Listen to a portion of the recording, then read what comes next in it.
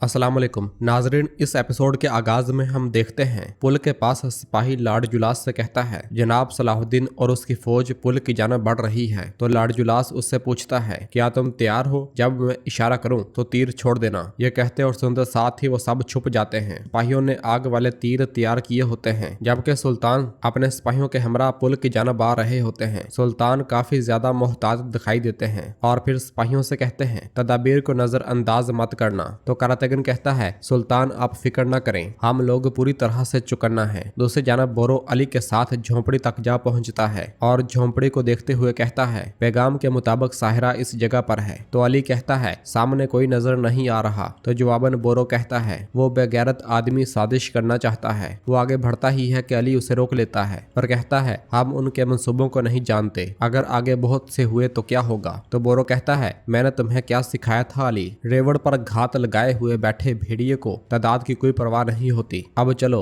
ये कहते और सुनते साथ ही वो दोनों दौड़ पड़ते हैं। उधर लॉर्ड जुलास छुपकर सुल्तान को आगे बढ़ता हुआ देख रहा होता है। चलते चलते सुल्तान पुल तक जा पहुंचते हैं। ये देखकर लॉर्ड जुलास बहुत खुश होता है और अपना हाथ ऊपर करता है। आगे बढ़ने की बजाय सुल्तान पुल के ऐन दरमियान आ रुकते हैं। ये देखकर लॉर्ड जुलास चौंक जाता है और कहता है ये क्या हो रहा है, वो क्यों रुक गए। और फिर सुल्तान का हाथ हवा में जाता ही है कि लॉर्ड जुलास एकदम से इशारा कर देता है, मगर उनके सिपाहियों के तीर छोड़ने से पहले ही उन्हें दबोच लिया जाता है। डरते हुए लॉर्ड जुलास कहता है लानत हो लानत हो। ये कहते साथ ही लॉर्ड जुलास भाग पड़ता है और जंगी सिपाही उसके पीछे भागते हैं। ये मंजर देखकर सुल्तान और उनके साथी बहुत ज्यादा खुश होते हैं। इसी लम्हे अलीसा और माइल्स सुल्तान के पास आते हैं। तो सुल्तान उनसे कहते हैं आपने बहुत अच्छा काम किया। तो अलीसा कहता है सुल्तान ये हमारा फर्ज था। तो नाजरीन इसके साथ ही हमें वो लम्हा दिखाया जाता है जब अलीसा और माइल्स ने छुपकर लॉर्ड जुलास के आदमियों को गाड़ियों पर बारूद रखता हुआ देख लिया था। माइल्स ने कहा था सुल्तान ने यहाँ से गुजरना है, बाबा कप्तान ने हमसे राब्ता क्यों किया था, अब ये वाज़ेह हो गया है। तो अलीसा ने कहा था हमें फौरी तौर पर सुल्तान को खबर करनी चाहिए। ये कहते और सुनते साथ ही वो दोनों पलट गए थे और फिर सुल्तान इधर वाकली से रवाना होने ही लगे थे। अलीसा और माइल्स वहां पर उनके पास पहुंच आए थे। तो अलीसा ने कहा था लॉर्ड जुलास और उसके सिपाही पुल के इर्द गिर्द घूम रहे हैं, शायद कोई जाल बिछाया गया है। तो सुल्तान ने पूछा था तुम्हें कैसे मालूम हुआ। तो अलीसा ने कहा था लॉर्ड जुलास ने बदनीति के तौर पर हमें आपके खिलाफ फायदे के तौर पर इस्तेमाल करने की कोशिश की, लेकिन टेंगरी ने इसकी इजाजत नहीं दी। ये कहते साथ ही अलीसा की नजर सुल्तान के हाथ पर पड़ी थी जिन्होंने घोटलियां उठाई हुई थी। ये देखते साथ ही अलीसा ने वैसे ही 2 घोटलियां निकाली थी और सुल्तान से कहा था मैं जब आपको ढूंढ रहा था तो मुझे ये बैतुल अहजान के करीब एक वैरान झोंपड़ी में मिले, और अब जबकि इन्हें मैंने आपके हाथ में देखा तो ये बहुत अजीब बात है। घोटली उसके हाथ में देखते साथ ही सुल्तान ने बुजुर्ग की बातों को याद किया था। पैगाम का इंतजार करो, अपने हाथ में घोटलियां लिए एक शख्स तुम्हारे पास आएगा। इस ख्याल के बाद सुल्तान ने एकदम से कहा था वो पुल को उड़ा देंगे। इन ख्यालात के बाद सुल्तान कहते हैं अल्लाह बेहतरीन तदबीर करने वाला है। दुश्मन की चाल बेनकाब हो गई, कुदस का रास्ता मोमिनीन के लिए खुला है। अब एबलन का मुहासरा करने का वक्त आ गया है, बहादुरों तैयार हो जाओ। यह सुनते साथ ही सिपाही कुदस के लिए के नारे बुलंद करना शुरू कर देते हैं। दूसरी जानब बोरो अली के साथ झोंपड़ी तक जा पहुंचता है और जब खिड़की में से देखता है तो उसे अंदर साहिरा नजर आती है। वो उसे पुकारते हुए दरवाजा तोड़ने लग जाता है। बोरो की आवाज सुनकर अंदर से साहिरा भी उसे पुकारती है और फिर परेशान होते हुए कहती है तुम क्यों आए हो बोरो, वो अब यहाँ आ सकते हैं, क्या तुम पागल हो। तो बोरो चिल्लाते हुए कहता है क्या मतलब कि मैं क्यों आया हूँ, क्या मैं तुम्हें काफरों के हाथों में छोड़ देता, मैं वैसे भी काफी अरसे से पागल हो रहा हूँ। और फिर वो जोर आजमाई करते हुए ताला तोड़ने में कामयाब हो जाता है, मगर इसी लम्हे लाड़ गए और उसके सिपाही उसे चारों तरफ से घेर लेते हैं। ये देखते साथ ही बोरो अपनी तलवार बेनियम करते हुए आगे बढ़ता है। तो लाड़ गए उससे कहता है अपने प्यारों के लिए अपनी जान कुर्बान करने का जज्बा देखकर मेरी आंखें आंसुओं से भर आती हैं। तो बोरो कहता है तो फिर मैं तुम्हें एक राज बताता हूँ लाड़ गए, अपनी जान कुर्बान करने से पहले मैं बहुत सी जानें लूंगा। यह कहते साथ ही वो अली के साथ काफरों पर टूट पड़ता है। वो दोनों काफरों की तादाद की परवाह नहीं करते और उन्हें आनन फानन काटना शुरू कर देते हैं, जबकि अंदर साहिरा परेशान होते हुए रस्सी तोड़ने की कोशिश कर रही होती है। बाहर काफिर पैर दर पे कटते ही चले जा रहे होते हैं, जबकि विलियम अपने सिपाही के साथ छुपकर मौके का इंतजार कर रहा होता है और कहता है बिल्कुल भी जल्दी न करना, लॉर्ड गए उस खामी को जाहिर करेगा जिसका हम इंतजार कर रहे हैं। तीर उठाए सिपाही तैयार हो जाता है। दूसरी जानब गोकबरू सिपाहियों के साथ परेशानी के आलम में टहल रहा होता है और कहता है ना तो सुल्तान की तरफ से कोई खबर है और ना ही बोरो की तरफ से। यह कहते साथ ही वो जाने लगता है तो कराकोश उसे रोकते हुए कहता है कहाँ जा रहे हो। तो गोकबरू कहता है हम इस तरह इंतजार इंतजार नहीं कर सकते, हमें बोरो के पीछे जाना है। तो बाइबोरा उसे रोकते हुए कहता है, रुको गोकबोरू। मगर गोकबोरू कहता है, मेरे सब्र का पैमाना लबरेज हो चुका है। यह कहते साथ ही वो जाने लगता है, लेकिन उसके दाएं बाएं खड़े सिपाहियों को तीर आ लगते हैं। यह सब देखकर वो अपनी तलवार बेनियम करते हुए चलाते हुए कहता है, यह घात है, अपनी जगह संभालो। आनन फानन हर तरफ से तीर लगने की वजह से कई सिपाही शहीद हो जाते हैं और बालन उनकी जानब दौड़ पड़ता है। यह देखकर गोकबोरू कहता है, वही हुआ जिसका डर था, जो पैगाम बोरो तक पहुंचाया वो एक जाल था। चलो आगे बढ़ो। बालन सिपाहियों को काटता हुआ आगे बढ़ता चला जाता है और आनन फानन सिपाहियों को शहीद करता ही चला जा रहा होता है। गोकबोरू और कराकोश उनका भरपूर मुकाबला कर रहे होते हैं। दूसरी जानब झोंपड़ी के बाहर अली कहता है, चचा जान, या तो हम गाजी बनेंगे या फिर शहीद। ये कहते साथ ही वो आगे बढ़ता है और काफरों पे टूट पड़ता है। बोरो भी बाजंतीनियों को काटता ही चला जा रहा होता है, जबकि इस दौरान विलियम भी सही मौके का इंतजार कर रहा होता है। झोंपड़ी के इर्द गिर्द लाडगाय के सिपाहियों की लाशें ही लाशें पड़ जाती हैं। ये देखकर लाडगाय आगे बढ़कर अली पर हमलावर हो जाता है। दोनों एक दूसरे पर ताबड़तोड़ हमले करते हैं। बोरो कमांडर को लात मारकर जमीन पर फेंक देता है, मगर लाडगाय का एक वार अली की टांग को जख्मी कर देता है। ये देखकर बोरो के मुंह से बेसाख्ता निकलता है अली।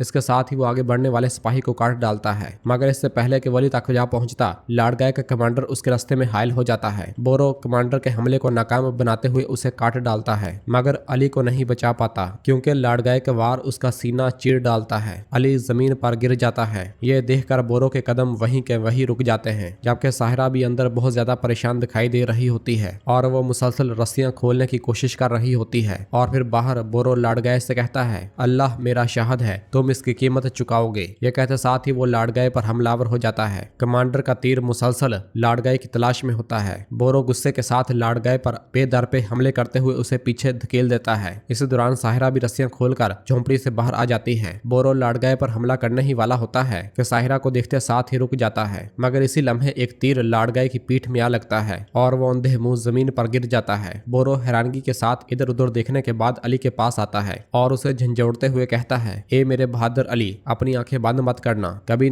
नहीं तुम ठीक हो जाओगे। लाडगाय को जमीन पर पड़ा हुआ देखकर विलियम सिपाही से कहता है, तुम्हें इसका अजर मिलेगा सिपाही, अब हमें फौरन यहाँ से निकल जाना चाहिए। और वो दोनों खुशी खुशी वहाँ से निकल जाते हैं। बोरो और साहिरा बहुत ज्यादा गमगीन हालत में अली के पास बैठे हुए होते हैं। अली कहता है, चचा जान, मुझ पर अपना हक हलाल करना। तो बोरो कहता है, अपने आप को ज्यादा मत थकाओ, मेरे बहादुर, तुम ठीक हो जाओगे। और फिर साहिरा बोरो से कहती है, हमें अभी जाना होगा, हमें नहीं पता कि पीछे कितने हैं। उधर गोकबोरू और उसके साथी मुकाबले की भरपूर कोशिश कर रहे होते हैं, मगर दाएं बाएं सिपाही कटते ही चले जा रहे होते हैं। मार्कोस भी बालन का भरपूर साथ दे रहा होता है। बाइबोरा भी उन्हें जहन्नम वासिल करते हुए कहता है, दुश्मन की तादाद बहुत ज्यादा है गोकबोरू, हम मजीद इनका सामना नहीं कर सकते, कमान अब आपके हाथ में है। तो गोकबोरू कहता है, हम जितनी हो सके मुजाहमत करेंगे। ये कहते और सुनते साथ ही वो दोनों मुजाहमत जारी रखते हैं। उधर से एथरस अपने दस्ते के साथ आगे बढ़ रहे होते हैं। इस दौरान बहादुर भागता भागता आता है और कहता है, काफरों ने हमारे जवानों पर हमला कर दिया है, वो मुश्किल सूरत हाल में है। तो एथरस उनसे कहते हैं, हमारे उन तक पहुंचने तक अल्लाह उनका मददगार हो। ये कहते और सुनते साथ ही वो सब दौड़ पड़ते हैं। उधर कभी काफरों की लाशें गिरती हैं तो कभी जंगियों की। और फिर मार्कोस बालन के पास आकर कहता है, मेरे कौंत इमदादी दस्ता करीब है, अब क्या करना है। तो बालन कहता है, हम क्या करेंगे ये अहम नहीं है, अहम ये है कि चातलियन क्या करेगा। और फिर लड़ते हुए कराकोश कहता है, हमें पीछे हटना होगा पागल भेड़िए, हमने बहुत से आदमी खो दिए हैं। मगर गोकबोरू कहता है, नहीं नहीं, एथरस अपने साथियों के साथ भाग ही रहे होते हैं। इस दौरान चातलियन उनका रास्ता रोक लेता है और कहता है, कौन सी जल्दी में हो सरदारों। और फिर अपनी तलवार बेनियम करते हुए कहता है, मैं इस बार खाली हाथ नहीं जाऊंगा एथरस।